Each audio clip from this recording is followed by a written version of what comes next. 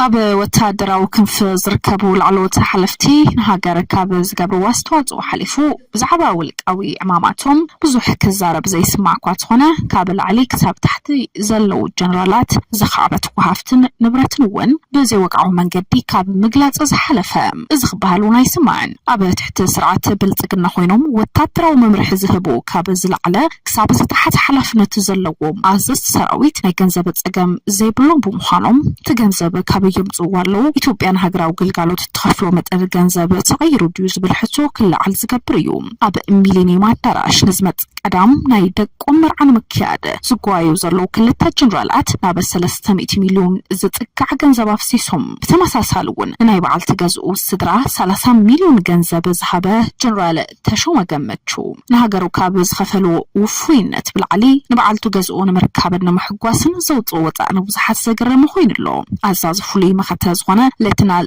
جنرال عبدتا عزازي مفرحي لزخونه ميجر جنرال تسفاي اياليو ناب 300 مليون زوطولو دقس اب سفراليو كابستحتت كالكساب زعبي محاور مكل خال حيلون زتوات ገንዘብ እንትኸውን ብሽምቶም ጀነራላት ዝተኣከበ ገንዘብ መጠኑ ብልክዕ ክፍለጥ ብዘይ ምኽኣሉ ይዝሕበር እዞም ክልተ ፍጻመታት ብዙሕ ሕቶታት ዘልዕሉ ዘለዉ እንትኾኑ እዞም ጀነራላት ዝተኣከቡ ሃፍቲ ካበይ ዝመጹ እዩ ዝብሉ ዝለዓል ሕቶ እንትኸውን እዞም ጀነራላት ዝተኣከቡ ሃፍቲ ካበይ ዝመጹ እዩ መንግስቲ ኣውፂኡ ዝነበረ ሃፍቲ ይመዝገብ ዝብል መስርሕኻ ናበይ ገጹ ኸደ ዝብል ምሕታስ እውን የድሊ ቀዳማይ ሚኒስተር አብይ አሕመድ ኣብ ባንክታት ሃገራት ወጻኢ ይኹን ኣብ ውሽጢ ገንዘብ ዘለዎም لعلوز حلفت منجستي مرمرة يكايد كم زلو كجلت ثانيهم انتخونا جن سب سلطان منجست حافتهم بمزجاب زخل من قصقاسات تجميرو دحريو جن أبي كم زبط حكم زفلت نجاريلن بركة زبلو سب سلطانات ألنا زبلو حافت خمزجبو زجدرو زلو كوانتونو بتي فلفلو زي تفلت أجنزب زتخصصو سب سلطانات المنسترات ونيروم أتي مزجبا زجمر بوليتيكاو متللا خجونتي أبز فترلو زلو وان تخون أبقون بلتجنا تحت خوينهم بتأمن نتنات سرعة زجلجلو سب سلطانات ناب حق زغربلو صبوب زخنا كتتل زجبر كوانتونا مسرحون يلن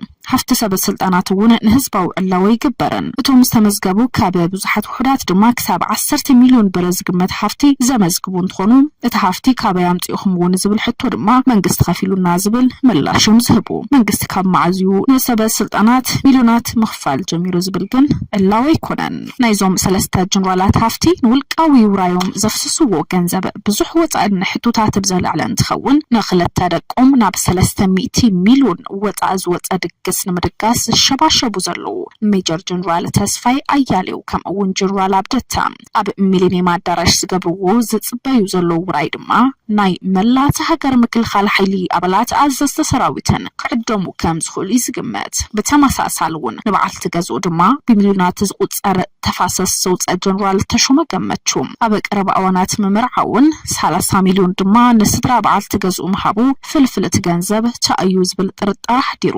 መናእሰያትና ብዓውዱ ኺናትና ሰደዱ በዝሕ መናእሰያት ድማ ኣብ ፖለቲካ ክትሕሉ ናብ ወታደራዊ ተዓሊማት ክጽምበሩ ልዑል ግደ ዝጻውቱ ዞም ጀነራላት ዕድመ ስልጣኑ ምናናውሑ ዕድመ ደቆምን ግን ንምንዋሕ ገንዘቦምን ህይወቶምን ካልኦት ገንዘቦምን ህይወቶምን ካልኦት መናእሰያትን ከም ዘፍሱሱ ይዝሕብ ቀዳማይ ሚኒስተር አብይ አሕመድ ናብ ስልጣን ካብ ዝመጽእ ኾነ ቅድሚኡ ዝነበረ መሪሕነት ኣብ ላዕሎት ሰበ ስልጣናት ዝነበረ ሃፍቲ እናወስኸ ዝኸደን ትኸውን ናወስኸ ክኸይድ እምበር ክቕንስ ኣይተረኣየን ኣብ ናይ ሃገራዊ ምክልኻል ሓይሊ ዘለዉ ላዕሎት ኣዘዝቲ ዘለዎም ሃፍቲውን እዚ ዝበሃል ብዘይ ምዃኑ ድማ ንባዕሎም ናብ ውትርና እናቱ ካልኦት በሃፍቲ ዝሓብቱሉ ዘሎ ወታደራዊ ኣዘዝቲውን ውሕዳት ዘይ ምዃኖም ይዝግለጽ ዝብል ሰብ መዝን መራሕትን ብርክት ዝበሉ ሚሊዮናት ኣለዎም ናተብሃል ክሕመይ ዝጸንሑ እንትኾኑ ጀነራል ምግበይ ሃይለውን እንትኾነ ገዛታት ኣለዎ ኣብ ዝተፈላለዩ ውሽጢ ዓድን ወጻኑን ገዛታት ኣለዎ ገንዘብ ኣለዎ ክንድዝኣክልና ሰብ ሓለ ድማ ክሕመ ዝጸንሐ እንትኸውን ኣነ ኣብ አዲስ አበባ ፉኣት የብለይን ከም ዝኾነ ዜጋ ግን መደበኛ ቦታ ኣለኒ ንሱውን ምክልኻል ሓይሊ ቀድሚ ምንባረይ ዝነበረን እዩ ዝተፈለየ ሃፍቲ ዘለን ሰብውን ኣይኮንኩን ክብል ድማ ነቲ ዝወርዱ ክስተታት እውን ክነጽጎ ተራእዩ ራራ ሚድያ ጥበብ ይመርሕ